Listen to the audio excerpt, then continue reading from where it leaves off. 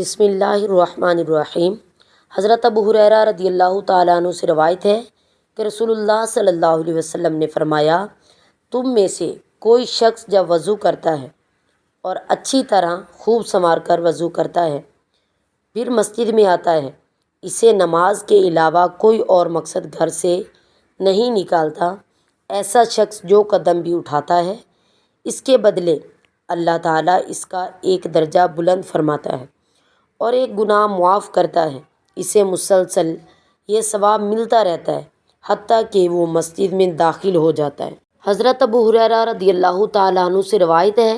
رسول اللہ صلی اللہ علیہ وسلم نے فرمایا، فطرت 5 چیزیں ہیں، یا فرمایا 5 چیزیں فطرت میں سے ہیں۔ نمبر 1 ختنہ، نمبر 2 زیر ناف بالوں کی صفائی کے لیے لوہے کی چیز استعمال کرنا، نمبر 3 ناخن تراشنا، نمبر 4 بغلوں کے بال اکھیڑنا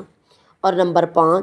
مونچھیں کاٹنا۔ حضرت ابو سعید خدری رضی اللہ تعالیٰ عنہ سے ہے کہ انہوں نے رسول اللہ صلی اللہ علیہ وسلم کو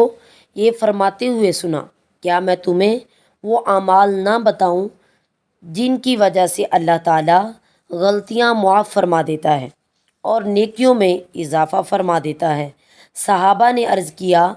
کیوں نہیں اللہ کے رسول صلی اللہ علیہ وسلم؟ آپ صلی اللہ علیہ وسلم نے فرمایا، اس وقت کامل سنوار کر وضو کرنا جب سردی وغیرہ کی وجہ سے دل نہ چاہتا ہو، اور مسجد کی طرف زیادہ قدم اٹھانا،